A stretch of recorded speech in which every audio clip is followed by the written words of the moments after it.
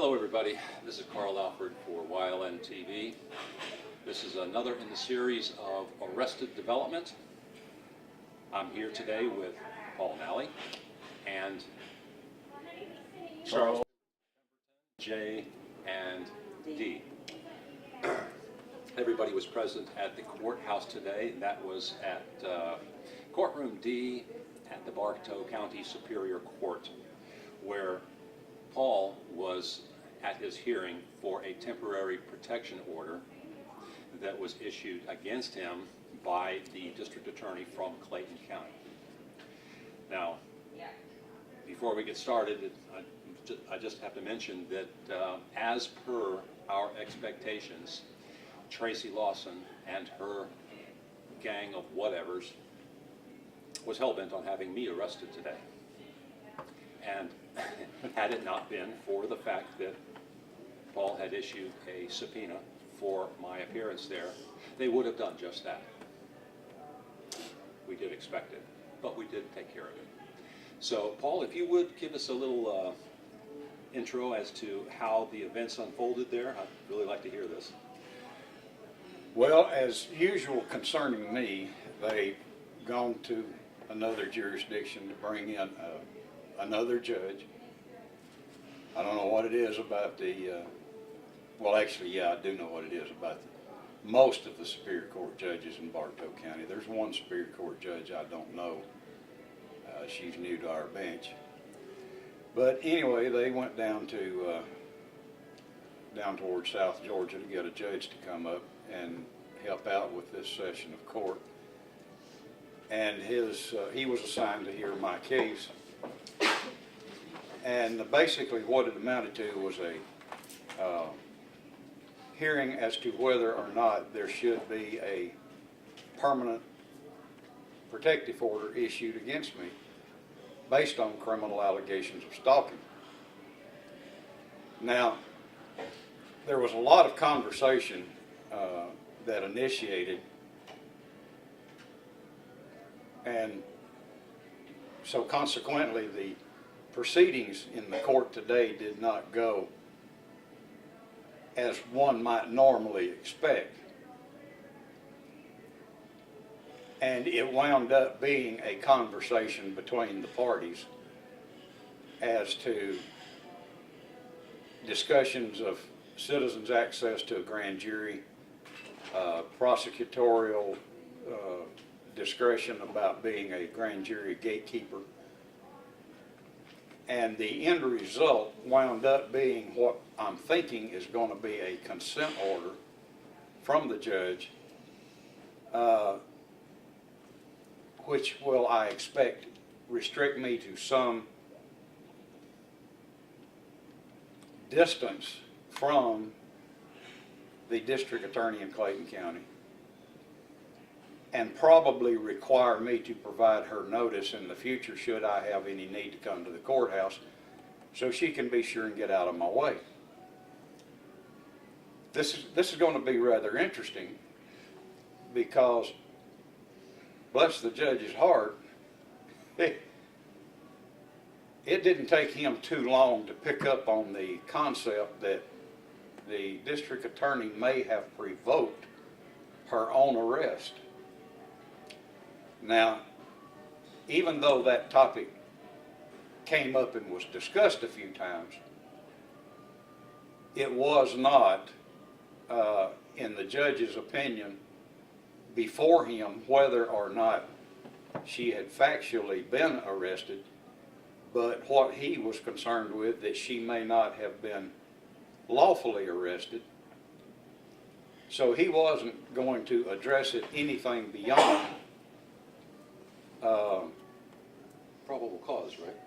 yeah, he wasn't going to get into a probable cause hearing for her arrest, either on the original charges or on the being an escapee.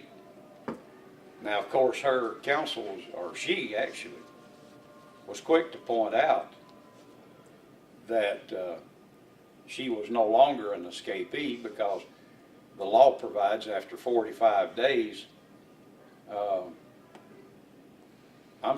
after 48 hours, an individual who has not had a due process hearing, a warrant hearing, is by law free to go. Well, that's a good argument.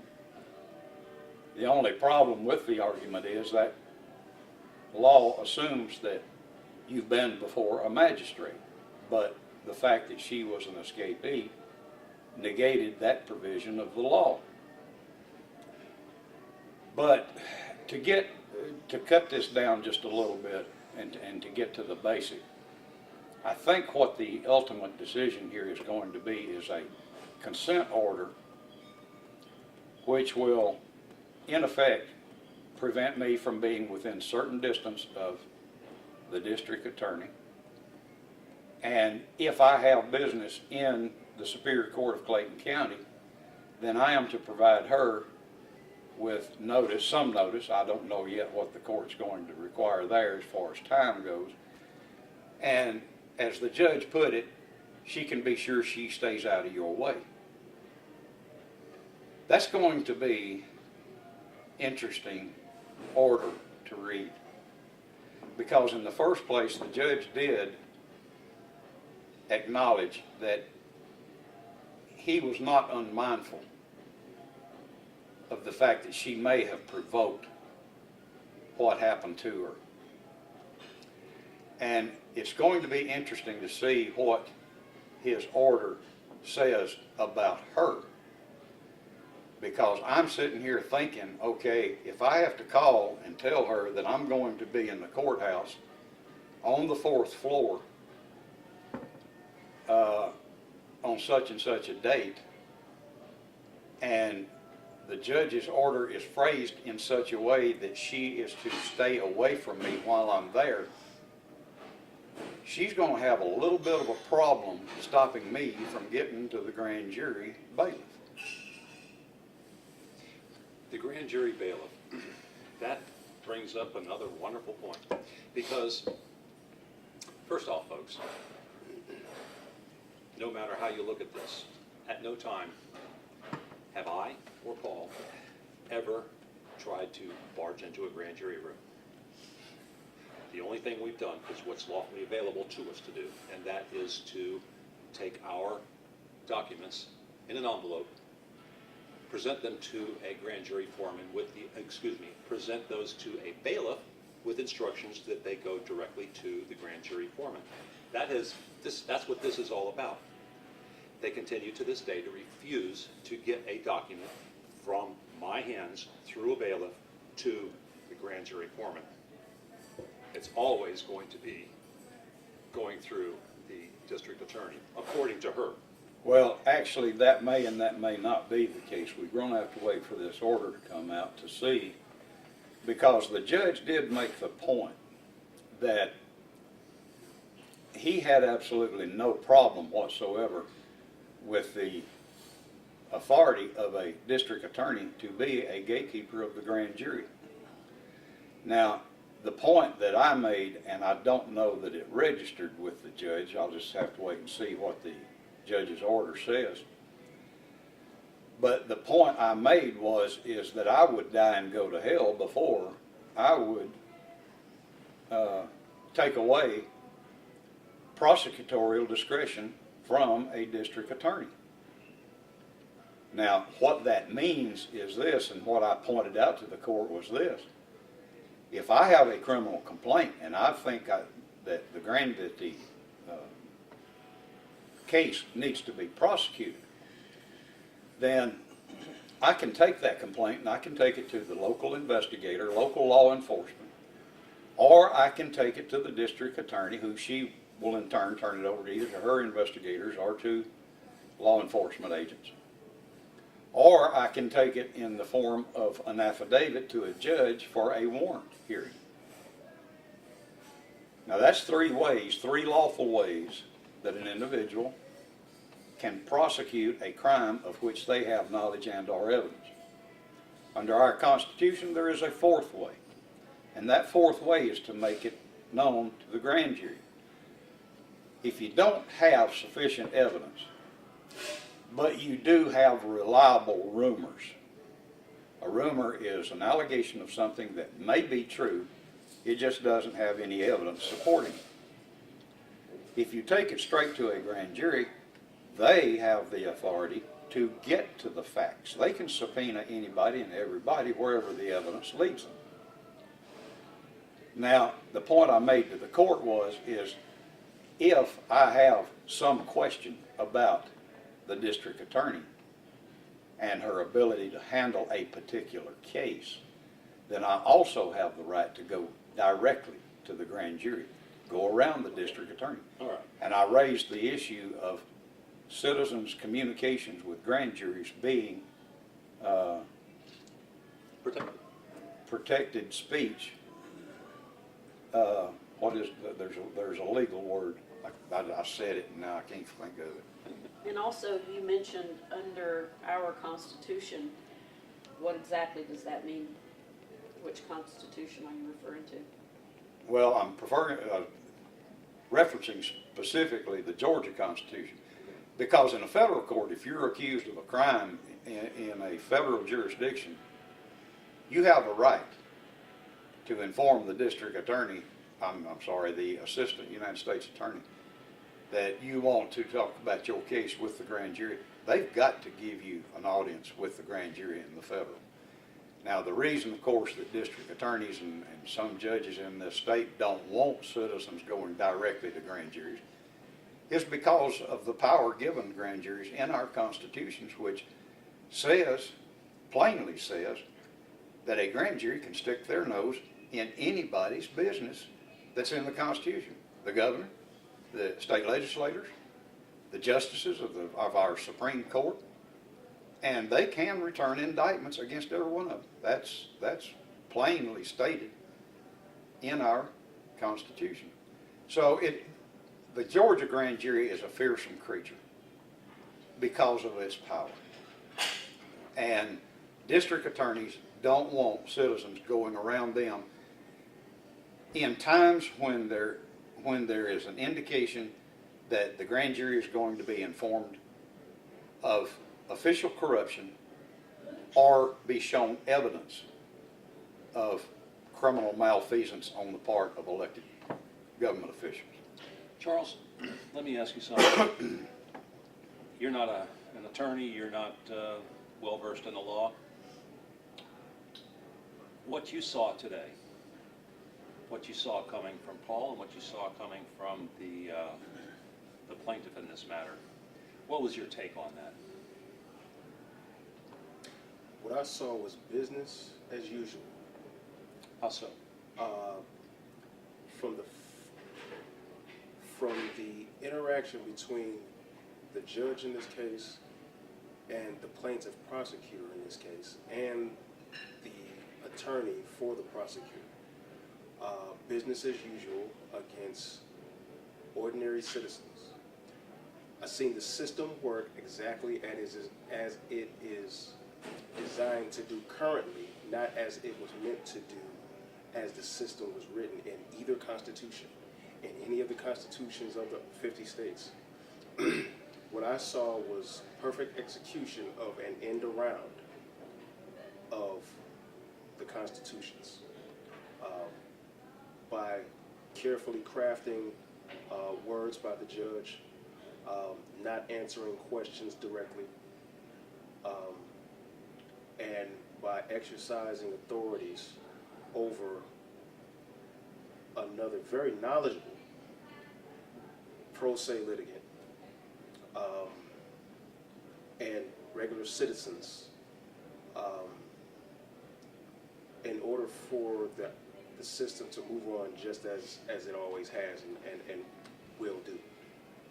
It bears noting right now that the assistance of counsel or her representative, whatever, that she had there just happens to be a, let's see, not a member, but a partner in the very law firm, which is Freeman, Mathis, and Gary, that represents the county.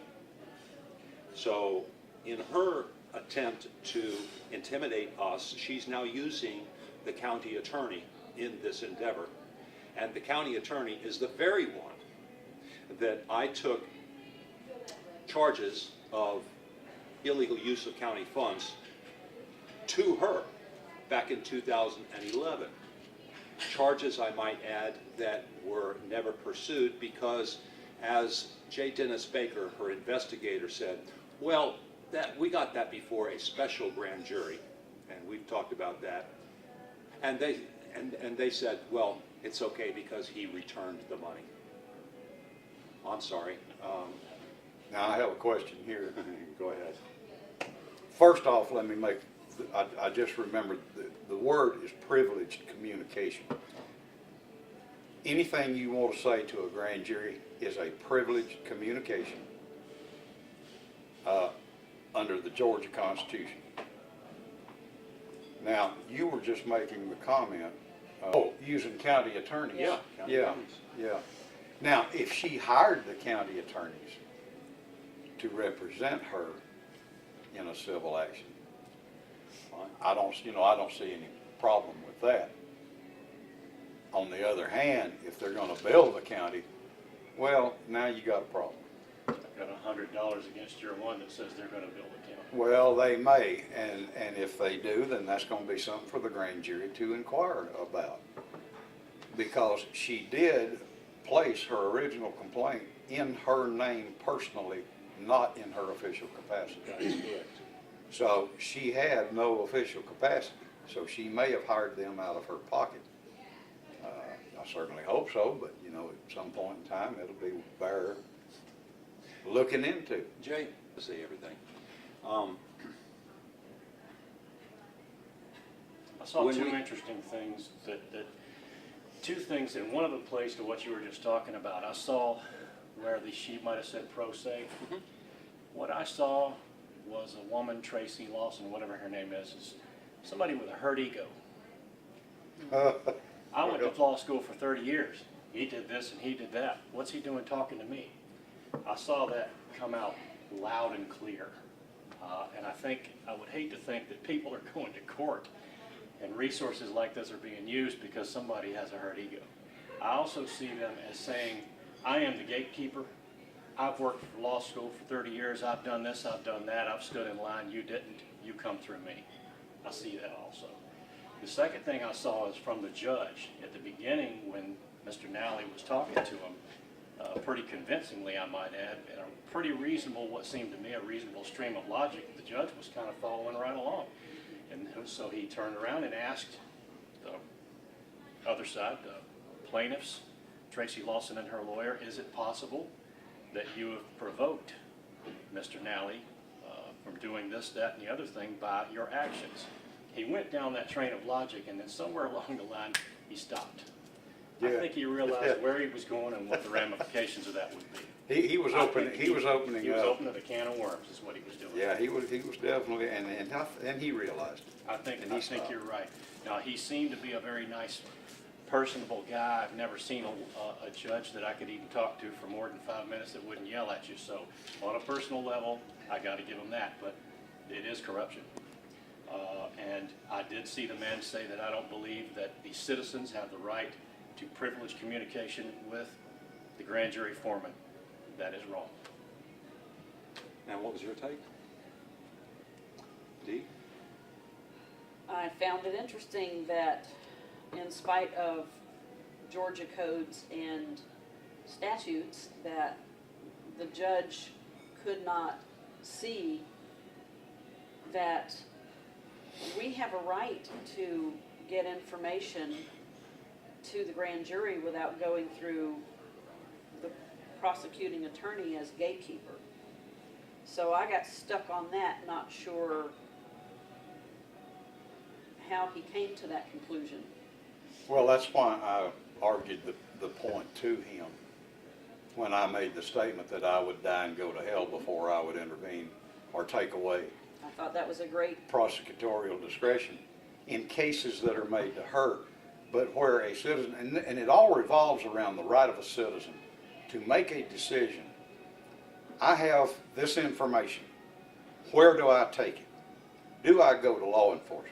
Do I take it to the district attorney who will just turn around and give it to law enforcement for investigation? Or do I take it to a judge for a warrant? well, you had a Or- great argument around all of that. Or and didn't move past do it. I take it directly to the grand jury? Well, the And simple, he made him say it. He cornered him, and the judge obliged him, and he made him say it. and so, you know, the judge and I agree as far as prosecutorial discretion belonging to a district attorney.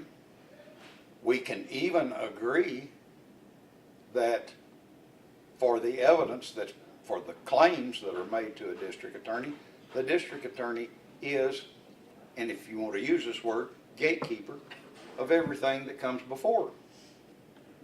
But it's the stuff that doesn't go before her when the citizens have a reasonable, articulable suspicion that nothing will be done, or whatever is done will be in the nature of subverting the intent of our laws. If it's given to a district attorney, then they have the right to bypass the district attorney and go to their neighbors in grand jury assembled and present their concerns. It is a matter of personal discretion. Well, am I mistaken in seeing that when you brought up corruption within the county or officials, that's when the conversation suddenly shifted for him? Yeah, That's what I picked up on. it tended away. It did. What did you guys see It- on that? I saw exactly what you just said. I think that was the turning point. Well, that is the point of all of this, That closed because door. what happened to cause this in the first place Yep. was the fact that I have been to Tracy Graham Lawson with evidence of crimes, not She even allegations. admitted that. She admitted She did. Big as as that was, early she as announced it. 2011. Gave You the also dates. have tried to contact the sheriff. Yep. You also have tried to contact the FBI. Yep. And they threw probably that people out I don't there. know about. Yep. She- Oh, you should do this, you should, well, guess what? We've already done You've that, already Jim. done that. Yeah. That was not brought up, but she threw out there that you were told that you could go to the FBI and you could go to the, you know, well, newsflash, we've done all that and got turned down. That's correct. The point of this is we have to have whistleblower powers. We have to have Individually. something. We have to have something. And we can't go to the people who is causing the criminal activity and ask them to please stop the criminal activity. Insanity. You just can't do I, that. you know, I'm just sitting here waiting to see. I don't mind an order, a temporary protective order, or a permanent protective order. Because you don't want to be around her anyway. Keeping me away from Tracy Lawson, because you're right, I don't want to be around that woman. I never had any business with her. Right?